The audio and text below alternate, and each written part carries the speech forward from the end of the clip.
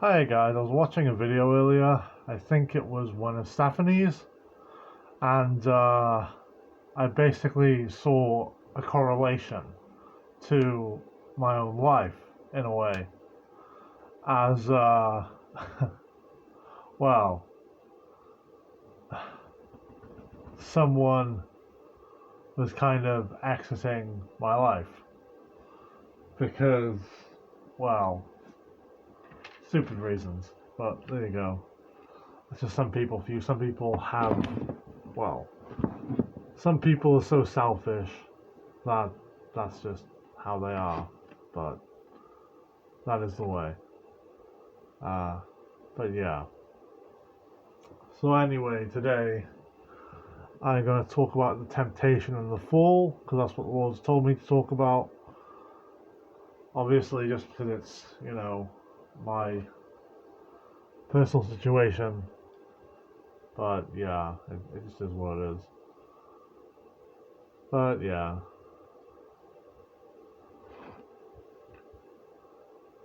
The thing is, there's not very many genuine, kind, good people anymore. That's mainly the issue these days. So, there you go. Anyway, now the serpent was most cunning of all the wild animals that the Lord God had made. He said to the woman, "Did you really say you can't eat from any tree in the garden?" The woman said to the serpent, "We may eat the fruit from the trees in the garden. But what about the fruit of the tree in the middle of the garden?" God said, "You must not touch it or eat it. Or eat it or touch it." I said it the other way around. "Or you will die."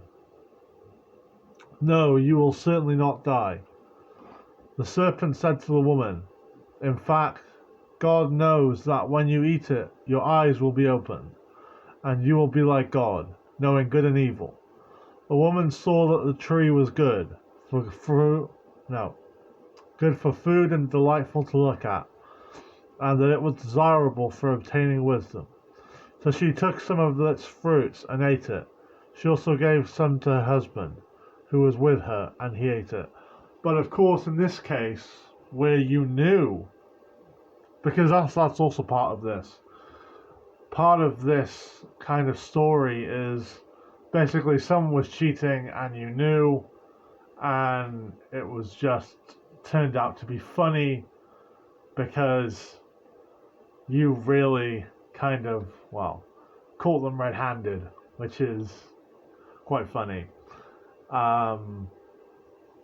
But yeah, I can see the sense of humor in it. Sorry if it's like you feel like you're upset or something, but I can see the humor situations like these. But yeah. The woman saw that the tree was good for food and delightful to look at. It was desirable for obtaining wisdom, so she took some of the fruits to her husband. Oh yeah, I was gonna say, but in this case, she didn't give it to her husband, obviously, because the fruit that they're trying to eat is obviously other people, like dating someone else while they were with you, or like going back to someone while they're with you.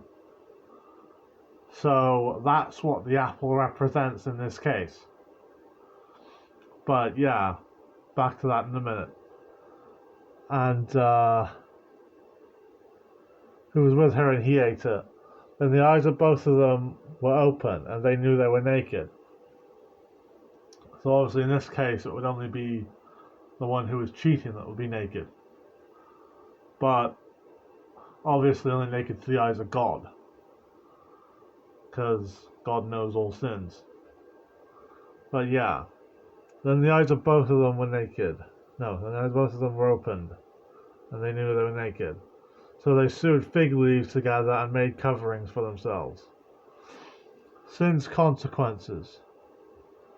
Then the man and his wife heard the sound of the Lord God walking in the garden at the time of the evening breeze.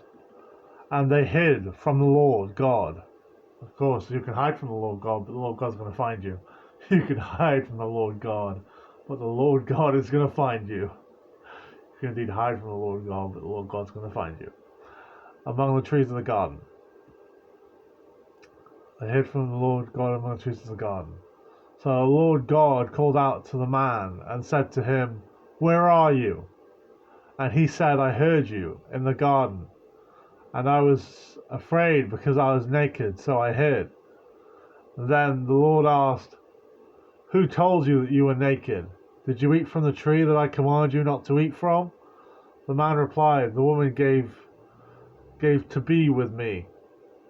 She gave me some fruit from the tree, and I ate." So the Lord God asked the woman, "What have you done?" And the woman said, "The serpent deceived me, and I ate." So the serpent, obviously in this case being the devil. So the devil deceived these people to go off with someone else and have an affair while you were sat there innocently doing nothing, being kind to them, being good to them, being happy. But the devil sent someone in to try and destroy that. And that just happens. It does happen within a Christian life sometimes. It does. The Lord also does tempt certain people to see if they're really for His children. Like, you find this a lot with people who are children of God. You will find a lot of people trying to fling themselves at your spouse, and that's because God is tempting them to see whether they will betray you or not. And if they betray you, they're not for you. But yeah, I also wanted to speak about another. I'm not going to go into full detail of Cain and Abel, but I will mention Cain and Abel because that's another kind of betrayal that lingers, and they both kind of, well, Cain is out to destroy Abel, but they don't know it. So your past person was maybe out to destroy you, or unintentionally did that through their affair. Okay. Stephen 8. So the Lord God said to the serpent, "Because you have done this, you are cursed more than any livestock, and more than any wild animal. You will move on your belly and eat dust all of your days of your life. All the days of your life. I will put hostility between you and the woman, and between your offspring and her offspring. He will strike your head, and you will strike his heel." He said to the woman, "I will intensify your labor pains. You will bear children with painful effort. Your desire will be for your husband, yet he will rule over you." And he said to the man, "Because you listened to your wife and ate from the tree about which I commanded you, do not eat from. The Lord, the ground is cursed because of you. The ground is cursed because of you. You will eat from it by means of painful labor all the days of your life. It will produce thorns and thistles for you, and you will eat the plants of the field. You will eat bread by the sweat of your brow until you return to the ground, since you were taken from it. For you are dust, and you will return to dust." The man named his wife Eve, because she was the mother of all the living. The Lord God made clothing for skins for the man and his wife. He clothed them. The Lord God, since the man had become like one of us, knowing good and evil, he must not reach out, take from the tree of life, eat, and live forever.